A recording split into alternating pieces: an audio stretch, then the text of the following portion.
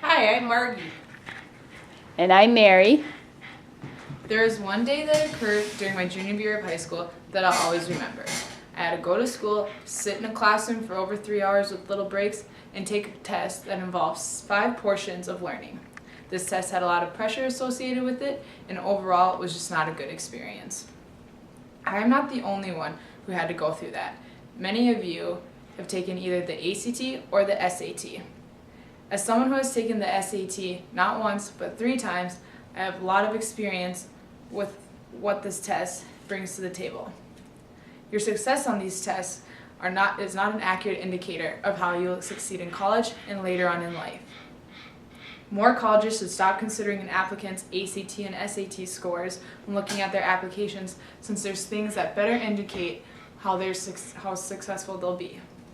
Today we'll examine the basic background and general information of the tests, why the scores aren't a good indicator of success, and other things people should take into consideration when looking at an application. With the ACT and SAT being made years ago, it has a lot of history and has made it through many years, but now the tests are finally becoming outdated. The SAT takes about 3 hours and 45 minutes to complete, with a possible score ranging from 600 to 2400. It is composed of 3 different portions: mathematics, critical reading, and writing. Each section is worth up to 800 points. In order to get these standards, the test has gone through many changes. Eric Jacobson wrote that the SAT was first administered in 1926, but it was only given out to about 8,000 students, and very few colleges accepted it. Jacobson also wrote that from 1926 to 1958, the SAT went through 8 different changes to its setup. Anderson and Layton wrote in an article in the Washington Post that said the last time the SAT underwent changes was in 2005, but the test is about to undergo another one because the new president of the College Board, David Coleman, has plans to change it once again. The ACT is a standardized test that takes about 3 hours and consists of 4 portions, and there's an optional written portion at the end that you can take. It was made to measure a student's general educational development as well as their capability to handle their future college coursework. The ACT was first administered in 1959 and was given to around 75,000 students. Unlike the SAT, the ACT has stayed basically the same throughout the years and has just been gaining popularity. And as you can see in these, the blue states are the states that generally take the ACT, and the orange states are the states that generally take the SAT. And here is a graph. It starts in 1997 and goes to 2009, and the bottom line is the ACT and the top line is the SAT.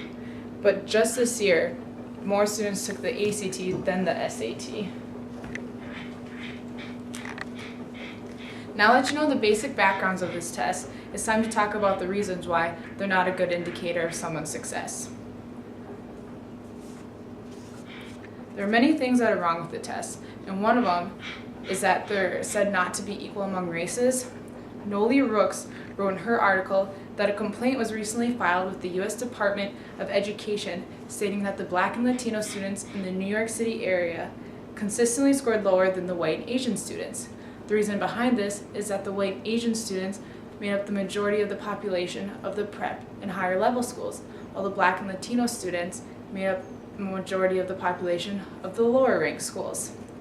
Rooks also stated in that article that schools set targets for how many students in each racial group will pass. And the percentages for white and Asian students to attain a certain score are way higher than those of the Black and Latino students. Scott Jasek wrote in his article that the questions on the test favor the white population just because of the way they're worded. So someone whose first language isn't English is already behind, and just because they don't speak English as their first language, that's not a good indicator of how they're going to succeed after. Another reason why the ACT and SAT scores aren't a good indicator is because there's little correlation between the scores and the student's achievement and success. John Paulos of the ABC News wrote that scores of students at elite schools are usually higher than students at public schools. But all students have similar college grades at respective universities. Also, he wrote that first-year college grades are not strongly correlated with the SAT and ACT scores. Only about 10 to 20% of a first-year grades are explained by the student's ACT or SAT scores. An article written in the Huffington Post said that some students with the highest ACT and SAT scores dropped out of their program after first semester and even end up flunking out of college later on. Since we have discussed why the SAT and ACT lack solid indication of future success, it's time to discuss other things that better represent future success, and also the changes that schools are making in regards of ACT and SAT scores.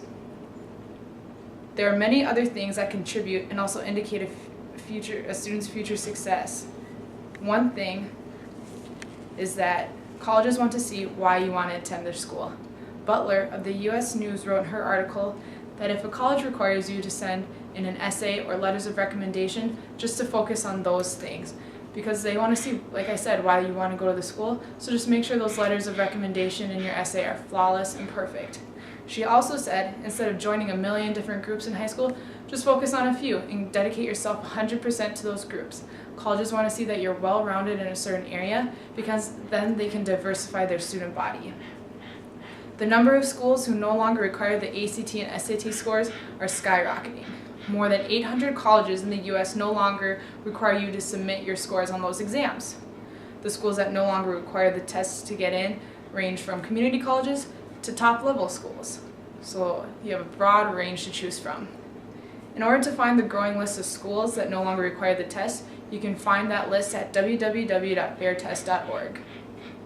After talking about all the different aspects of the ACT and SAT and why they're not a good indicator of success, it is very possible that in the next few years, the number may double or even triple.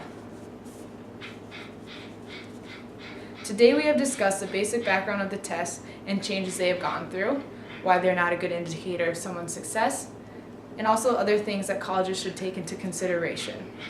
Focusing on all other aspects of an applicant's educational history is way better at showing how they will succeed in the future.